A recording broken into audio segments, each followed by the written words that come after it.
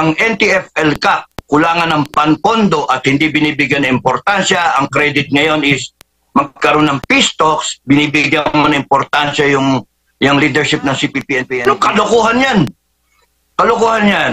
Dapat dyan I will give you 1 week.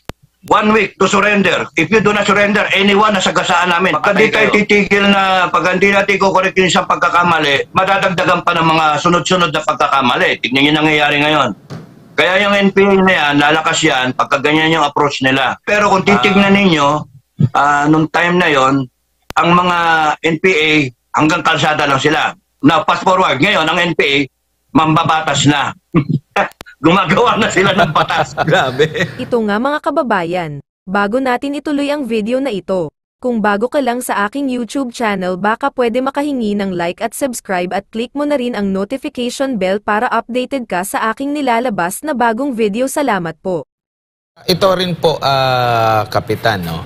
Kasi nga, sabi nila, weekend na talaga. Mahinang-mahina na itong CPP-NPA-NDF. Yet, itong nakalipas lang, ginamitan nila ng mga airstrike. So, ibig sabihin, baka lumakas ulit sila dahil sa pangyayaring itong nagkaroon ng negosasyon. Hindi mo naman masisisi yung ating kasundaluhan kasi sumusunod lang naman. Na-assess lang din naman nila yung kanilang magiging target na parang, oy, kailangan na natin siguro itong gamitan ng airstrike. Kumbaga, hindi nagtutugma yung mga pronouncement nila nung una na hinang-hina tapos gagamitan mo ng mga high-powered talaga. So, yung nakikita natin, baka lumalakas ulit, lalo na nung nag-umpisa itong pagkakaroon ng negosasyon. Pwedeng lumakas yung CPP-NPA, NDF, pwedeng lumakas yan because yung magkakaroon sila ng reason to fill up the vacuum na nawawala na naman yung government. Yung NTF-ELCAC, kaya naging successful yan to weaken the CPP-NPA-NDF is because kung ano man yung shortcoming ng gobyerno, pinaplug ng NTF-ELCAC, napaplug. So kahit mahina yung LGU, kahit saan parte ng Pilipinas, may second line of defense tayo actually, NTF-ELCAC.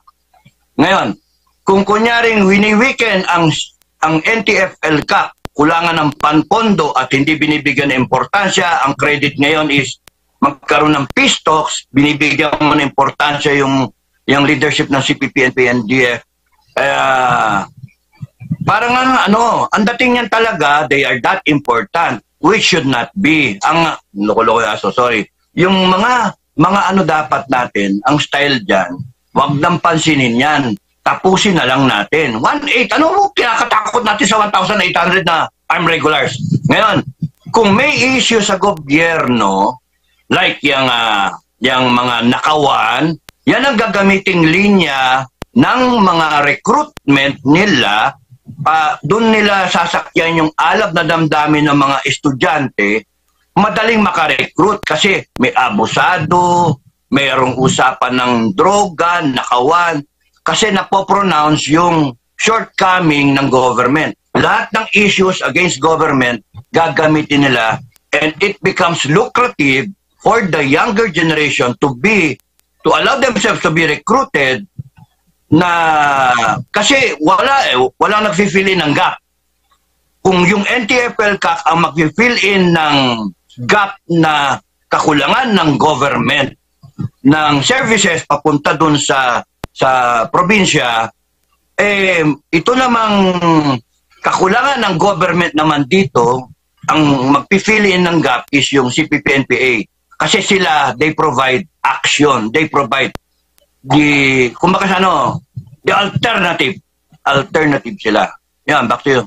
Opo, tsaka Kapitan, ang nangyayari din ngayon, yung mga kilalang front, ito, galing mismo ito sa militar, galing mismo sa NTF-ELCAC, galing mismo sa mga ebidensyang nakakalap ng otoridad, galing mismo sa mga dating kadre, na itong mga front nila, na mga mambabatas nandyan sa Kamara muling nabibigyan ng boses, mas maingay pa. Sinasabing sila ay minority, parang naging majority na nga sila.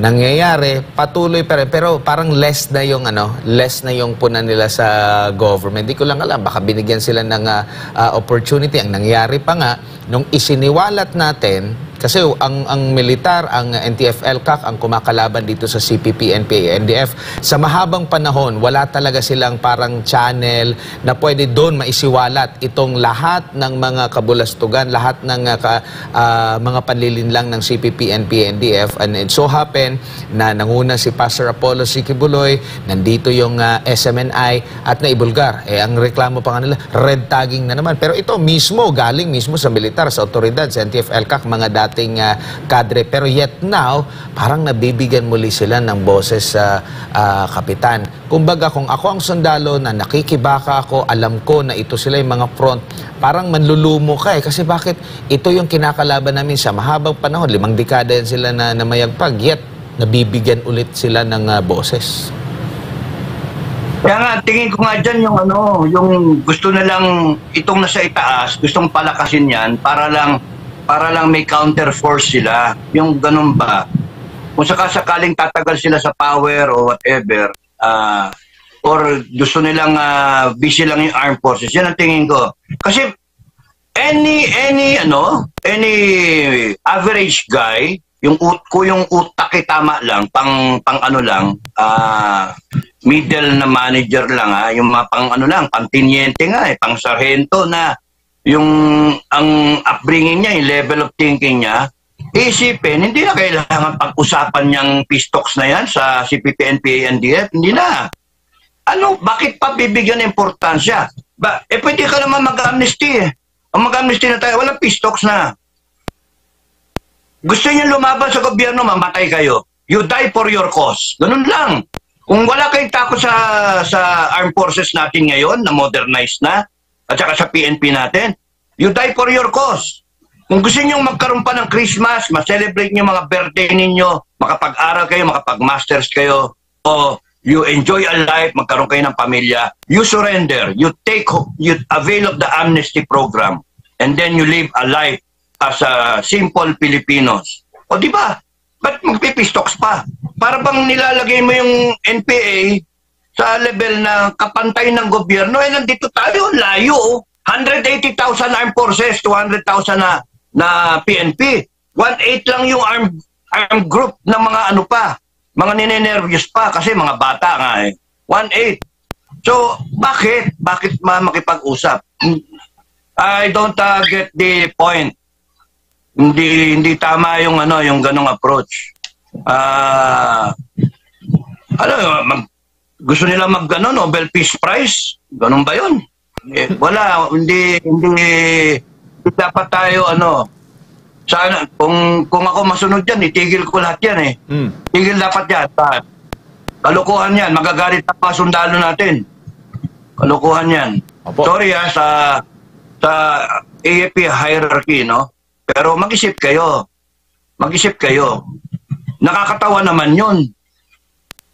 Saka can you kindly verify your history books? Military history. Saka nakakita na you're overwhelmingly na nananalo ka tapos nun makikipag-pistoks ka. Usap tayo ceasefire muna tayo wag muna kayong aambus sa tropa namin Kalokohan yan. Kalokohan yan. Dapat dyan I will give you 1 week. 1 week to surrender. If you do not surrender, anyone na sagasaan namin, patay kayo. Ganun lang. Kasi we are in a position of strength. Panalo ka may tangke ka, sila walang tangke. May attack helicopter ka, sila wala. Ang dami mong weapon systems. May night vision ka, sila wala. Ano ba? Talo na sila. They have to accept it. And then, dapat ang iniisip ng ating gobyerno, instead na magkaroon ng peace talks, ang pag-isipan, paano tanggalin yung Makabayan Block sa Congress. Yan ang isang source nila ng pera. Nililinta nila yung ating gobyerno, meron silang entitlement, yung pera ipapasok nila dito, may clout sila, Yan ang dapat sugpuin natin. Dapat tanggalin yung party list na yan. Because yan ang isang ugat na kaya lalakas ulit kung ano na to. Meron silang salita, may boses sila. Okay, back to you. Kap, si MJ po ito, paano yun? Mas maingay sila ngayon sa House of Representatives. Mas lumilitaw po sila at nabibigyan po ng panahon at airtime mismo sa mga balita, Kap, yung Makabayan Block.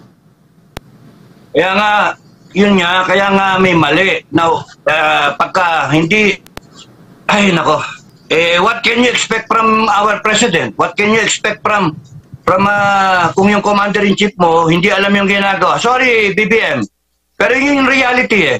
Kung yung commander-in-chief mo, nagkakalat, hindi alam yung ginagawa, and then may question mark ng bangag, sunod-sunod lahat, down the line. Pusoy tayong lahat. Mapupusoy tayo. CPP-NPA lang yan, palpak na. Paano pa kung nagkagera tayo sa China, sa West Philippine Sea? Lalo tayong mapupusoy.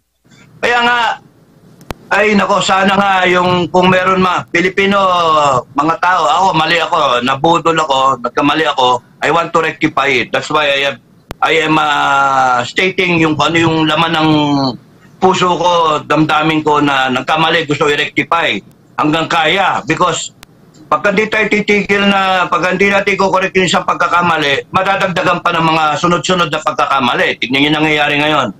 Kaya yung NPA na yan, lalakas yan, pagka ganyan yung approach nila. Binibigyan ng importansya hindi naman dapat. At saka saan ka nakakita? Meron silang armed group. Meron silang armed group, pero meron silang mga mambabatas. Nasa Congress, Diyos ko. Mario Joseph naman, ano ba naman setup meron tayo? Back to you. Kap, maalala po ninyo, parang nauulit po ang kasaysayan dahil nung panahon ng tatay ni Presidente Marcos Jr., sila, yan din po sila ng mga grupo ng gulo. Ngayon, iba na yata ang role nila. Mukhang, alam mo na, Kap, parang tagapagsalita pa ng mga nasa pamahalaan. Noon, panahon ng tatay, nasa kalsada lang sila. Mag-ingay sila hanggang gusto nila, magsunog sila hanggang gusto nila. Hanggang kalsada lang sila.